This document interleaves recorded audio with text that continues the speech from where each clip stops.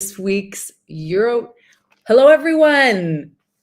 Welcome to this week's Europass talk. I'm very excited because we're going to talk about yet another topic that I think we don't talk enough about, and it's fundamental to what we're doing with our students. I can't think of a topic, actually. When I was researching it, it was hard to find information about it because it's somehow overlooked in a lot of teacher training, university programs. And this topic is about teaching as a kind of performance art. And as I wrote in the description, I put it with a question mark because, is it supposed to be a kind of a performance art or not? This is a really hot topic because traditionally we think of teaching as being, someone who is knowledgeable and who would impart knowledge, who would design activities in a certain way. But there is a certain aspect to teaching that, here I am again, the aspects to teaching that would really require us to be bringing this enthusiasm into the classroom. So today, I invited our friend and fellow teacher trainer, actor, singer, performer, and just great guy, Omar Escobar, who is right now talking to us from Amsterdam, where he is studying for his PhD. So let's bring Omar in so we can say hello to him. Hello. Omar. How are you, Susan? I'm doing great. How are you? Doing good as well. We have a sunny day here in Amsterdam, and so that's always good. Well, that is good, especially because, Omar, you come from a very sunny place originally. Exactly. I'm originally from Mexico, so yeah, it is very different here with the rain, and I don't mind the cold as much, but the rain, yes, that is something. And like the last few weeks, it's been raining, and we've been even getting some haze. So yeah, it's been an interesting spring. Yes. I can't imagine, moving to a place that, if you're used to a sunny place, moving to a place without a lot of sun during a pandemic, that's really quite a combination. Omar, good for you. Yes, we're still standing. We call that teacher resilience. Exactly. Yes. So, Omar, as I see that people are starting to join us, I want to ask the teachers or educators or even people who are just curious to know a bit more about, anyone who has to get up and give a presentation really could be interested in this topic. And I want to ask people who are watching, before we jump into this, to please imagine a teacher, an educator that you had in your lifetime who made a tremendous impression on you. A teacher who you still remember because of the kind of presence that they had. And a teacher who transmitted a lot of passion to you, enthusiasm. Close your eyes if you need to and imagine what it was like to be in the presence of this teacher. And I would love for everyone to write in the chat box the name of that teacher, if you can remember it, because we're going to be celebrating that teacher today. Write the name of that special teacher and a few words that would describe how they were. What kinds of adjectives would you use to describe that person and why they made such a big impact? And we have Joni from Indonesia watching us. Hello, Joni. And anyone else that's thinking about that special teacher. Omar, did you have a special teacher like that? Yes, I had a very special teacher. I think she was like my sixth grade elementary school teacher. And yeah, I really, really, really enjoyed her class. Why? What was her name, first of all? Do you remember? Yes, yeah, I actually have her on Facebook, so she might see this once we post it or something. But yeah, no, she was her name's Miss Marianne Quesada, and I really like her class, and I really liked it because of the way she made all the activities. Like I think it was very interesting. Like she was always a little bit going the extra mile. For example, I don't know if it was something simple like doing I don't know the different type of weather in Mexico. So then we would have the map, but then instead of maybe just coloring, it would be like adding, I don't know, glitter for a specific type of weather and then rice for something else, you know? So it was all this like creative, colorful activities that we did all the time. And this didn't mean that she was, like very laid back or anything. I think she was probably one of my most strict teachers. Hmm. But still, she was just super fun with like the classes she made and the way it seemed like we were playing in a way. And what was it about? What adjectives would you use to describe her presence? I think I would say energetic, um, Mhm. charismatic. Like again, Mhm. besides being like super strict, I remind her always like with a smile and everything. So I think Mhm. energetic, charismatic, creative. Yeah, just Uh-huh. yeah. And you know, some of our the teachers are starting to respond. Hmm. We have Sohail Malik, and I'm not sure if I'm pronouncing that correctly. And she said, he said that she has many teachers, Miss Hashmi in first grade, and Nahid Nadim in my first and second grade, and Luisa Silva is talking about her primary school teacher. And I'm curious to know exactly. We have here that it was motivating and helping. Louisa is saying that her teacher was a very modern teacher at the time, and I'm wondering, Louisa, in what does modern mean for you? What is a modern teacher? What was it that captivated you? And anyone who's joining us now, please write the name of a teacher who made a very strong impression on you for his or her presence in the classroom and was significant for you, and what their name was, and adjectives to describe them. Now, Omar, you are an actor. You Hmm. are an actor, and you are an entertainer, and you are a teacher. Yes. And I'm thinking, what an amazing combination for the students who come into your classroom. I mean, I was thinking, like, you know, what do you think that what kinds of things have you learned from your craft as an entertainer that you use in teaching? Yeah, well, I think a lot of the skills that are developed in theater are actually very helpful in teaching and in other professional, administrative or whatever jobs. I mean, of course, I will focus now in teaching, but yeah, I started acting when I was 8 years old. So since then, I've been developing all my performing arts skills. But then, of course, like when you're young, maybe you don't really know how much are you developing these skills, right? But then I started noticing maybe when I was in high school that even not just precisely, I mean, of course, with teaching later on, but since then, since I was like in high school, that I wouldn't, for example, I wouldn't get as nervous as my classmates when we had a presentation, like in front of the class. Mm. Some of my classmates, even though they were like super smart, super prepared, they would always be like super nervous, like, no, we're gonna prepare and the class and the teacher. And for me, I was always like, a little bit more calm. Yeah. So yeah, so that was nice. And then of course, so then was when I started to discover all this.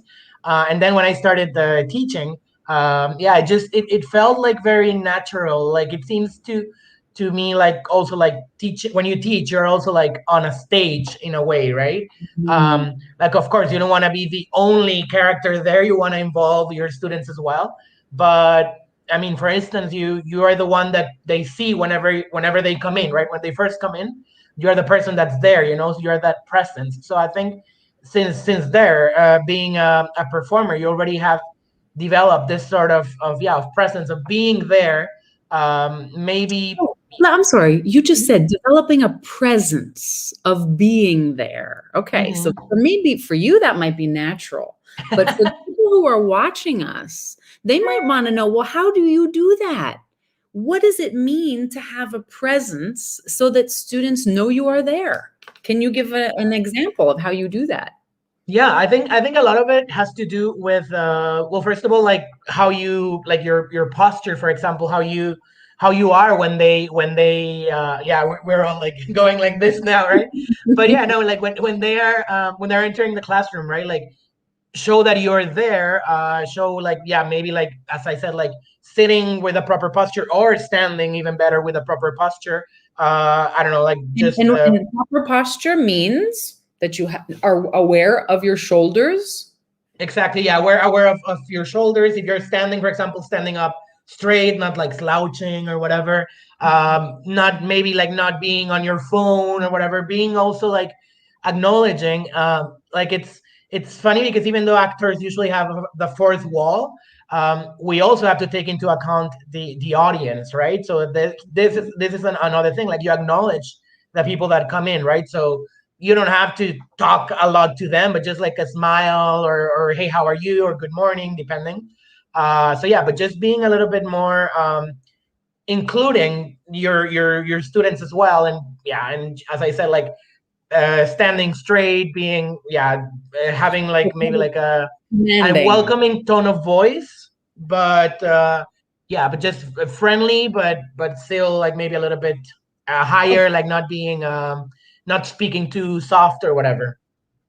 And that's something that we often talk about with the teachers is the idea of even standing at the door and greeting each student one by one. If you have your own classroom, as you know, many teachers don't. Many teachers are running around the school like crazy people, going into, they have to catapult from one classroom to another, and the students are the ones that are, they're in their occupied territory, you know. Yeah. And so it can be very complicated. And I was wondering, even as part of our act, the performance part, is even the use of silence. Sure. You come into the doorway, the kids are all, you know, and just you stand and you perfect the look, Yeah. right? You know about the look, right? Yeah, of course. Exactly. And I also think like it has to do also with like how you enter the classroom too. Like that, as you were saying, like if you're moving from classroom to classroom, like I think, yes, of course, sometimes we are very stressed and we want to start our class right away. But I think there's a difference if you enter your classroom maybe yeah, yes, fast, but you know, like again, like also like with like steady and firm steps, right? Like not just like running towards the computer and trying to fix this and that. More like yeah, okay, I'm entering the classroom. So that again is similar to like when you enter the stage. I mean, unless you enter purposely running because there was a fire outside and you come as an actor to say this, in other times you would just enter and be yeah, you want people to notice you when you enter, but you don't want to be over exaggerate or with a lot of dragging a lot of attention towards you, right? So I think And that little sign of just like walking in, as you were saying, like with maybe without speaking that much, but just like being like I'm here, you know, and yeah. that already sets the tone for the students as well. And Omar, in what way is performance and having that little aspect of performance art as a teacher? So, involving knowing how to, being aware of your voice, being aware of your tone, of how quickly you're speaking, of using pauses, being aware of your facial expressions or using them in an interesting way, using your hands so you would accompany what you were trying to say as like an extra emphasis. Um, in what ways is performance different than entertainment? Okay, I think in this sense, I mean, we could call it performing because we are doing this yeah, I mean we're being appealing to the audience, right? But we are not mere entertainment, let's say, because what we are saying, it's also important, it's also relevant, right? So it's not just like random entertainment, right? So we are performing, we are yeah, attracting the attention, but also like we want to include them, you know. And I think like it's very important, as you were saying, you know, like performance, I think it's also important because let's just think as a teacher, like let's just think like if you were the one, say for example, even let's put it on a TV show, right? If you're watching a TV show and you're just hearing an actor like not moving, or maybe making like short movements, and like their voice is just all the time like this, you'll probably switch the channel, right? So I think it's the same with this, with performance in the classroom, right? We also want to keep the students attracted and not for them to like switch the channel, which could be like either their mobile phones or even just like their minds going like, oh, what am I gonna have for lunch later on, right?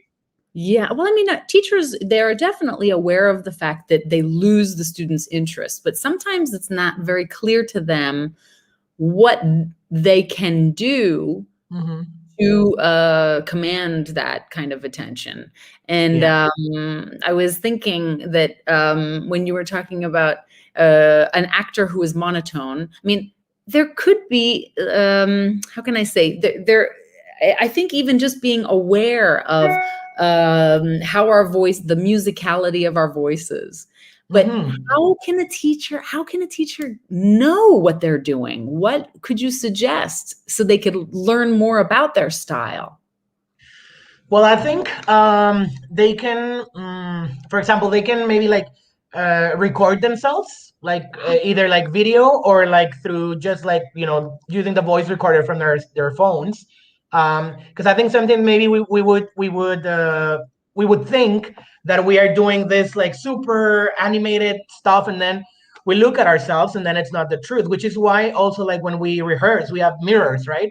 Because sometimes you feel like, oh, I'm doing this like facial expression that is so nice or it's so exaggerated, and then you see it and it's like, oh, it's like not really appealing at all, or it's disgusting, whereas I was intending it to be romantic or something, right? So then It's distracting. true, yeah, sometimes it can be also like very very distracting, right? So yeah, so I think that those things could work. Also like So listening to themselves as well, like being like I think sometimes we've given maybe a class so many times that we already know it by memory or whatever, so we're just like, we know the subject, right? So we can just say it with our eyes closed, let's say. But it's more like, okay, but also like, what am I saying? And I also think that another skill that performance adds, it's the fact that we learn how to improvise. Because of course, when you're in theater, things can go wrong. Like a person that should go in didn't come in, or the lights didn't go on, or the music did, or whatever, right? So it I think happens it's all also the time. all the time, exactly, right? So but that's how we develop all this improvising skill, which I think it's also very good, because as you were saying, like when you notice that the students maybe are zoning out, maybe we can improvise. And I think even though you have a class planned, maybe you can change something. And if I don't know, maybe if you've been doing a lot of reading, maybe at some point you can stop the reading at some point that make sense, and then I don't know, play a game or do something more interactive or things like that, right? Like also pace how the students feel.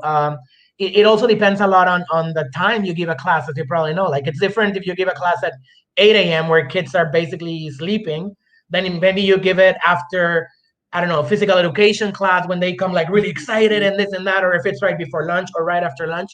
So you also need, even though you prepare a class that you might give to like four different classrooms or groups during the year or whatever, you might make some changes, Of course. improvising according to how you see them, right? If you see them too tired or if you see them too active, maybe you want them to be calm a little bit. So then, So you would okay, change let's the read tone of more or let's talk like this, So, you would maybe not even tell them, let's talk like this. mm, We just change the tone of voice. yeah, exactly. I'm telling you that our comment section is getting blown up, Omar. Okay. Okay, so let me just tell you, we have one teacher who has some great ideas Okay. about, for example,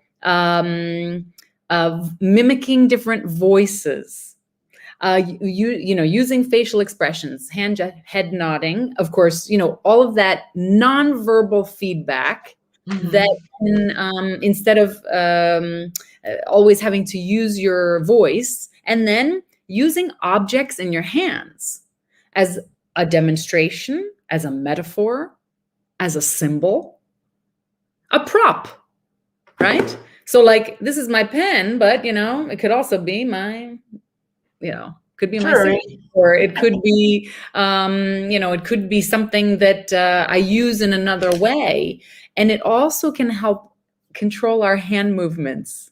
Have you ever seen a speaker whose hands were all over the place? Yeah. And I was, that idea that you had before about recording yourself, even if it was just 5 minutes of a video, and it's only recording yourself.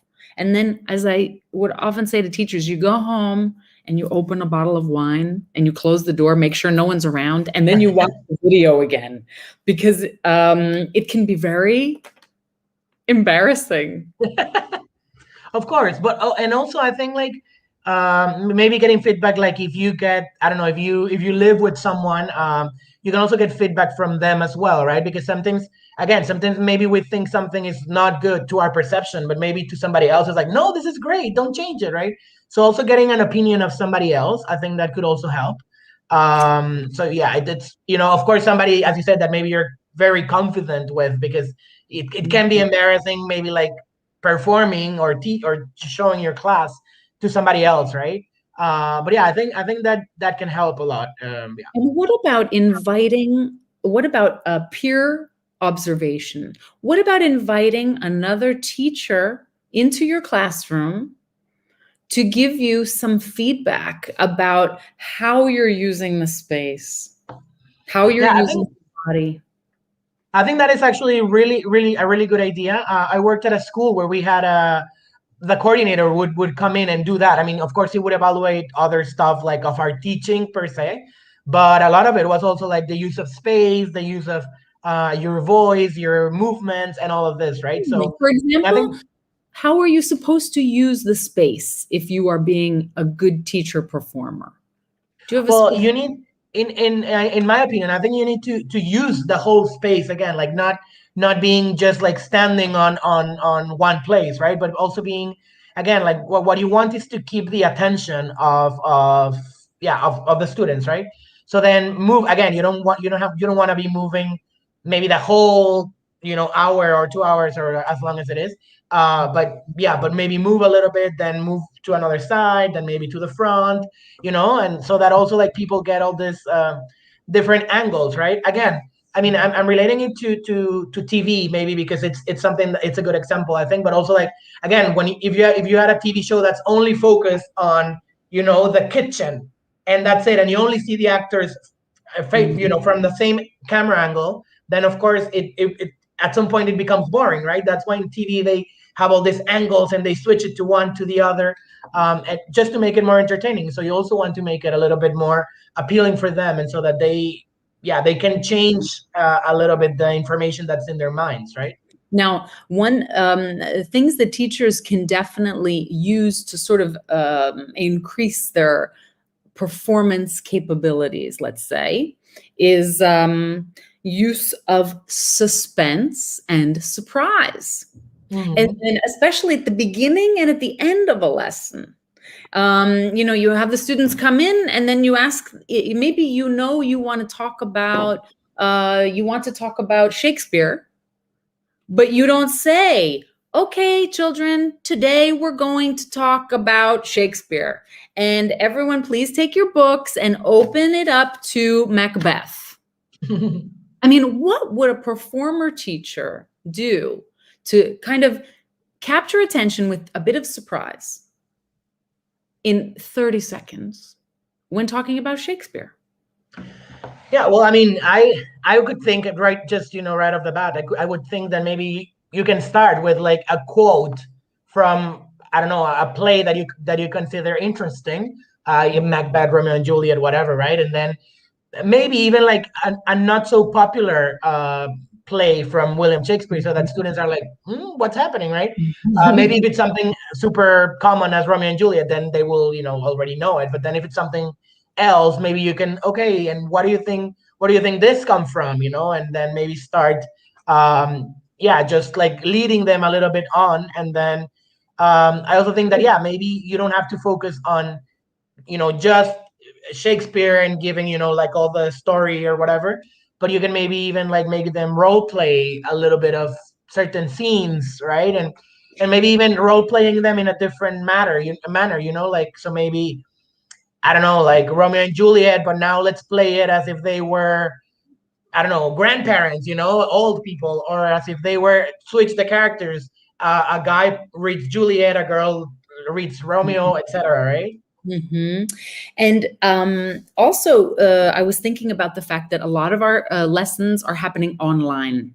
Okay, so teachers might feel like, oh, I can't use the space, but it's not true. You have just as many examples of many opportunities. Because Exactly. you can get closer, you can get further away, you could still arrange even the objects that are around you in a way that would capture attention. And you can even dress in a certain way. True. And I mean, the other thing when you're making videos is that, again, you have the opportunity of watching yourself and deciding like, oh no, I didn't like how I looked here, or it didn't come out as I intended or whatever. So then you can even like record it again, right? Whereas in a class, once you give it, it's gone, right? I mean, you can Right. always improve for the next one, but that one, it's already gone, right? So Mhm. so Mhm. yeah, I think you can find other ways of doing it through online teaching. Oh, I really think I don't know, Omar, and if the people who are watching, if any of you have TikTok, all right. Now I know that for many people, TikTok is like the devil, all right. But if you are not on TikTok, I would recommend making an account only to go look up teachers of TikTok. Have you ever seen these, Omar? No, I haven't. It is amazing because it's teacher after teacher showing themselves either in the classroom, showing themselves, and they, only themselves. They're not showing the children because you have to protect the children's privacy. Of course. So, or maybe it's teachers that are teaching online. And there are some, especially some of the primary school teachers, it's entertainment. They do all kinds of things. Maybe they turn the camera on, but they disappear and then they come up. And the kids are like, I knew you were there, or they have a blanket over them and then they come back up. Or they just do different things, like they have other ways of getting the students' attention, like listen up, now we're going to do our stuff, and use little rhymes. And in this way, obviously, you use this with younger kids, but even with older students who, are going to think that you're really weird, but you can still think about how the way that you are, like I said, using your voice, the way you're getting closer to the camera, and how you use pauses.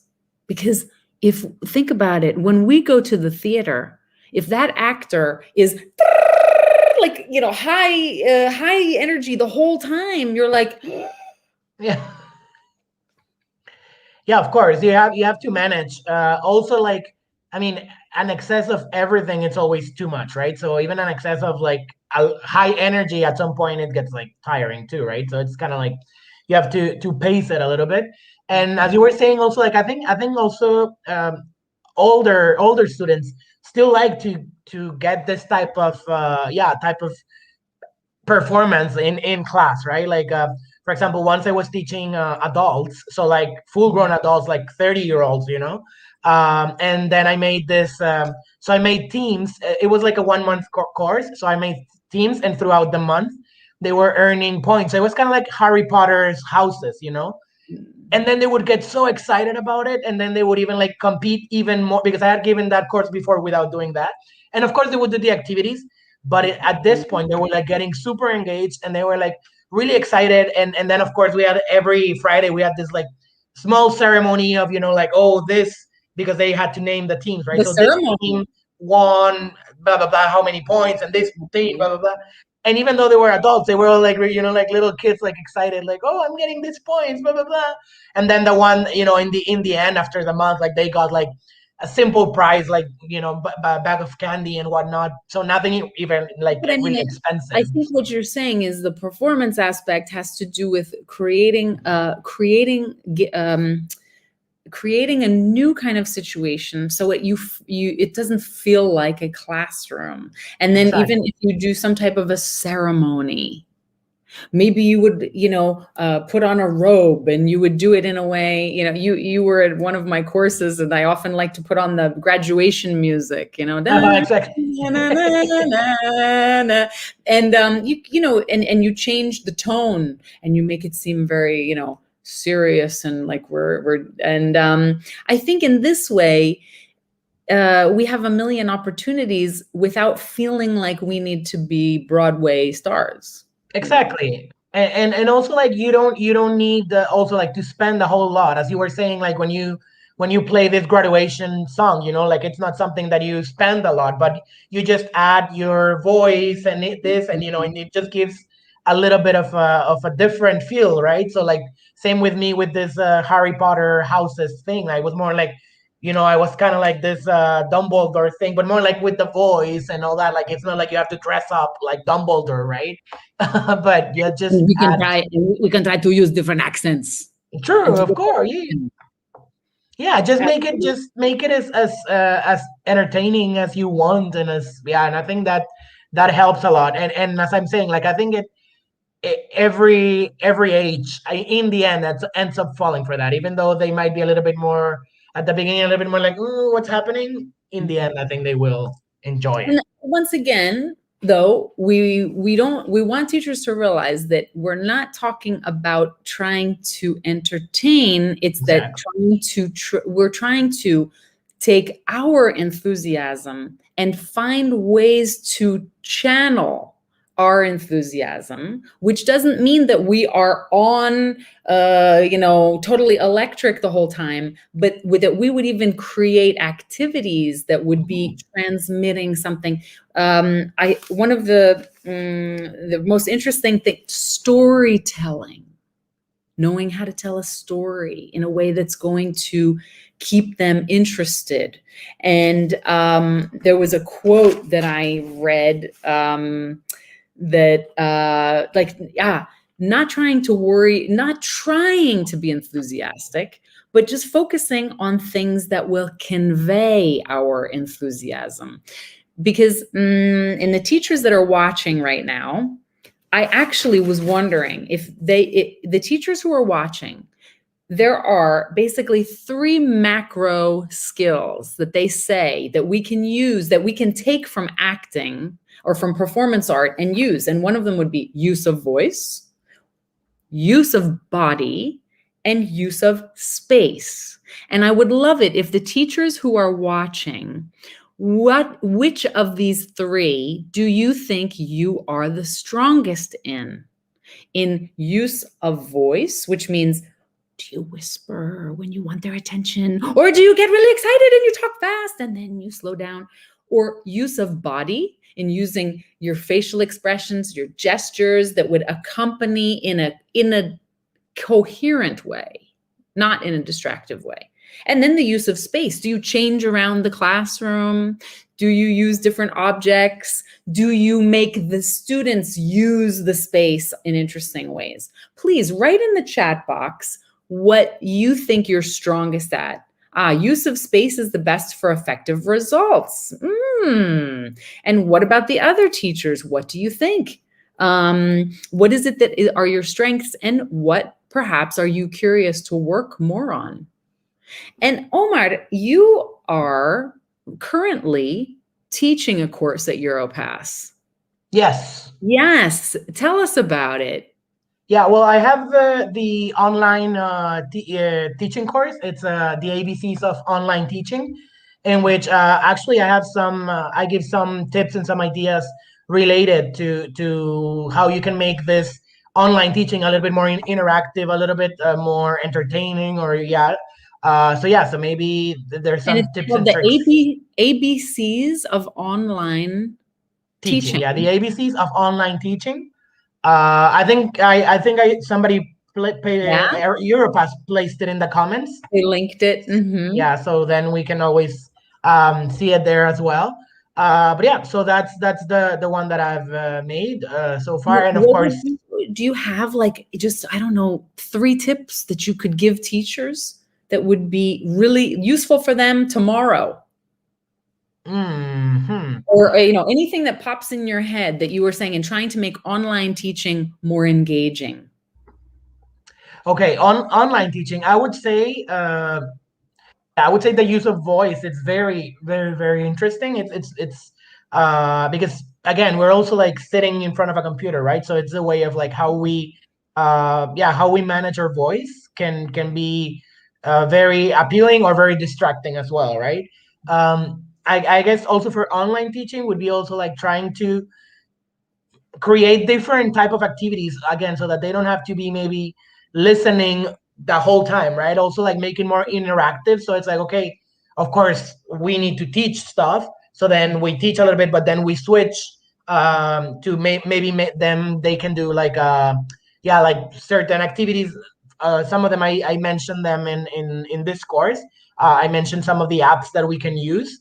Oh, Yeah, so because also like you don't have to teach the whole course that you want to teach. Maybe you can teach something 20 minutes and then have a maybe small 5-minute activity to kind of like break this and then come back to teaching and all of this, right? course. Of course. I think that, when I talk to the teachers in the Europass community, they stopped teaching, just straight teaching, a long time ago. Not all teachers, though, but I find teachers in the Europass community, they have figured that one out. You have to divide it up into chunks and make sure that there's movement and make sure that there's times, even if you can use breakout rooms, and absolutely. Omar, I understand that you have to go to a rehearsal now. Yes, exactly. Yeah, we're rehearsing a musical. Oh, Yeah, so and what musical is it? it's a Little Shop of Horrors. Yeah. So if anyone is in Amsterdam and want to come, let me know. Oh my God, I would love to. When is it going to show? It's end of June, last weekend of June and first weekend of July. Well, Omar, as you know, my daughter lives in Amsterdam, and That's I true. just might show up that weekend if, COVID allows it. I might show up. So I will want a couple of tickets front row. Oh, for sure, for sure. Let me know, and I will get them for you. Thank you so much for being with us today. And thank you. I see that we have some people who've really made some great comments. They've included some links for us to all look at. And we've also included some other information in case you want to know more. This is just the tip of an iceberg of an enormous topic, and perhaps we can go into it in more depth another day. But I just wanted to kind of start us thinking about that, because a lot of teachers just kind of think that it's okay to sit at their desk and, kind of be like this. And those days are over. Exactly. Yeah. Long time ago. A long time ago, but some people did not get the memo. And Yeah, so I get. we have to give them courage to try something new. Exactly. No, and it's always good to keep learning, right? And keep changing and innovating. It's part of life, I guess. It's the best. It keeps us alive. Absolutely. Exactly. Omar Escobar, thank you so much for being here with us. And if anybody wants to know more about Omar, you can find him on our website at the Teacher Academy if you would like to know more about the course that he teaches. And of course, if anybody wants to come with me to Amsterdam, we can go see him on stage. Yes, Thank you you're welcome again. to come. Thank you to all of you in the Europass community for being here with us today. And I'll see you next week, where we're going to talk about environmentalism and how to bring our students closer to nature. So thank you again, and see you next week. Thank you. See you. Bye, Omar. Bye bye.